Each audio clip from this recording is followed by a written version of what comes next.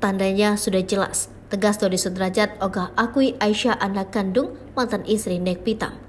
Pengakuan Dodi Sudrajat soal Aisyah bukan anak kandung menjadi sorotan.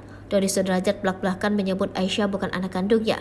Hal itu membuat Puput sang mantan istri Nek Pitam tahu ucapan Dodi Sudrajat.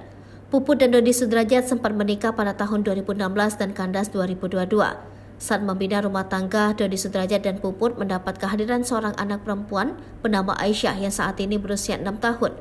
Namun setelah 6 tahun hidup, Dodi Sudrajat mendadak mengaku bukan ayah biologis Aisyah. Dodi Sudrajat yang kerap dipanggil Dedi menegaskan bahwa ia bukan ayah kandung Aisyah.